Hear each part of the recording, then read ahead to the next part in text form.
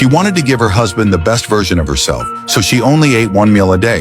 It was her way of keeping her figure. Day after day, no matter how late her husband came home, she always had dinner ready for him. She believed she was the happiest wife in the world, until one day, while folding her husband's clothes, she found a lipstick in his coat pocket. He explained it by saying the plein air was dry and claimed his poor Chinese caused him to buy the wrong thing. She didn't ask more, but a seed of doubt had been planted. That morning, Mary faced a medical incident. As the deputy director, she handled the situation and explained to the police that it was a normal airway intubation procedure. After wrapping it up, she went back to her office. When she untied the scarf her husband had put on her, she saw long hair in a color different from her own. That made her doubt all day long. Then one of her former patients, Kelly, invited her to an art exhibition. Looking at Kelly's hair color, Mary couldn't help thinking about that hair again. And when Kelly made some comments about women's age, it made her wonder even more if her husband had someone new. On her way to pick up her son, Mary ran into Ella, her husband's former assistant director. Ella said that after her divorce, Nick helped her become his secretary,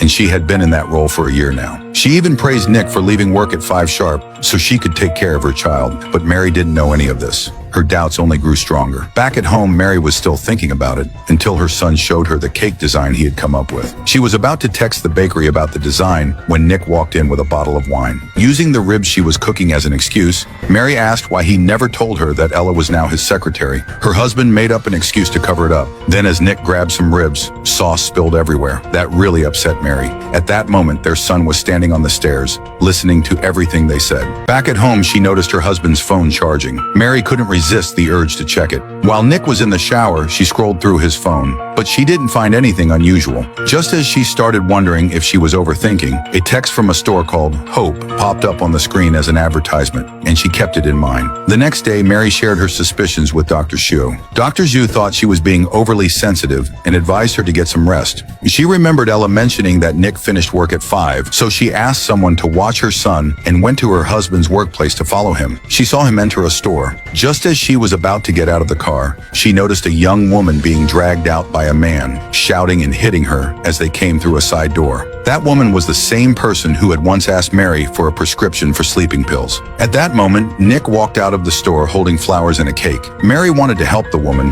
but she had to let it go. When she followed her husband to a nursing home, she realized Nick was visiting his mother. She felt incredibly guilty. She apologized to her husband. 미안.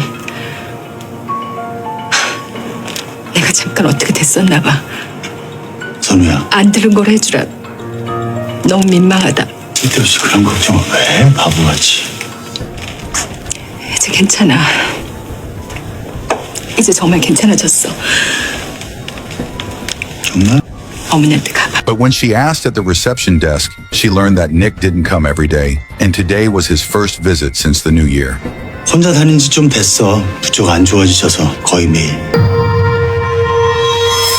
When she got home that evening, her son suddenly told Mary that Dad's secretary's daughter had said Mom already had a boyfriend after the divorce. This only made Mary's suspicions grow stronger. That night, Nick used knowing the city chairman as an excuse to attend Kelly's private exhibition. Since Mary was also invited, she suggested going together. This immediately made Nick a little nervous. When they arrived at the event, Nick went to greet the chairman, but didn't get much of a response. To ease her husband's embarrassment, Mary stepped up and greeted the chairman's wife, Kelly. Kelly, grateful for the gesture, encouraged the chairman to exchange a few more words with Nick. While Mary was chatting with Kelly, she noticed the wine served at the exhibition was the exact same kind Nick had brought home before. Her doubts started to rise again. Just then, Kelly's daughter walked over and was introduced to her. Mary responded politely, then stepped out onto the balcony. There, she ran into the girl she had seen being beaten earlier. Mary apologized to her and confided her own fears and worries. The girl was surprised that someone who seemed so successful was struggling just like her.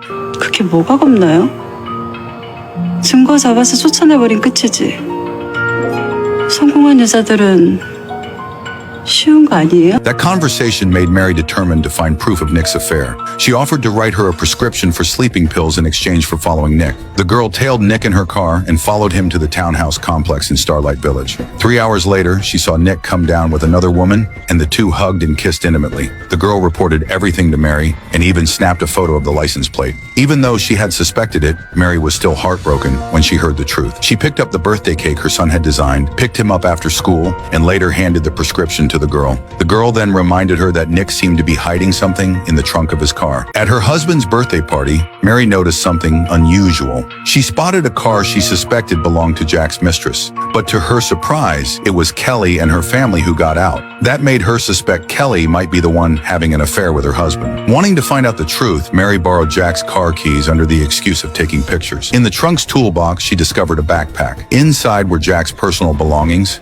and a cell phone. When she turned it on, the lock screen showed a young and beautiful woman. That woman was none other than Kelly's daughter. What shocked her even more was the phone contained photos of her own friends hanging out with Jack and Kelly's daughter, all smiling together on outings. There was also a text from her colleague, Dr. Zhu, warning Jack that Mary might have found out about his affair. At that moment, Mary finally realized she had been deceived by everyone around her. Her picture-perfect life was nothing but a cruel illusion. Devastated again and again by Jack's betrayal, she began searching for ways to cope with the pain and anger. The attitudes of those around her and unexpected twists only made things more complicated. Meanwhile, the birthday party carried on. Mary found herself thinking back to her marriage with Jack. What once seemed perfect was now scarred beyond repair. A sudden urge surged in her heart. She imagined holding a scalpel in her hand, plunging it deep into her husband's chest.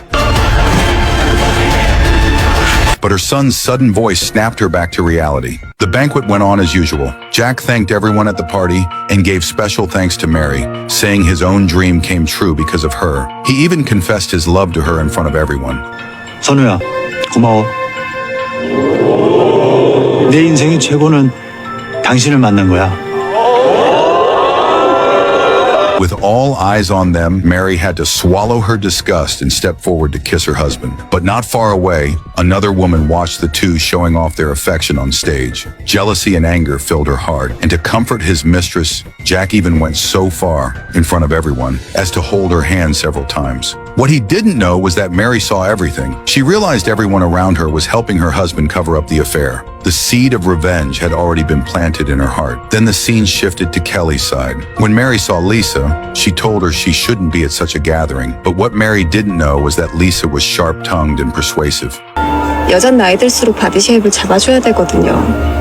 하차하는 사이에 금방 군살 붙고 축축 늘어지니까. Meanwhile, a drunk man mocked Jack's love confession, which unexpectedly enraged Jack. Later, when Mary was tending to Jack's wounds, he threw in sweet words from time to time. This only made Mary feel even more disgusted, so she made an excuse and left the banquet. Back at home, Mary finally dropped the mask and broke down in tears. She couldn't accept that she had been betrayed so deeply by her husband and friends. Meanwhile, Lisa grew jealous because Jack had confessed to his wife in public. Jack hurried to explain to her, saying his true heart only belonged to her. But Lisa demanded he choose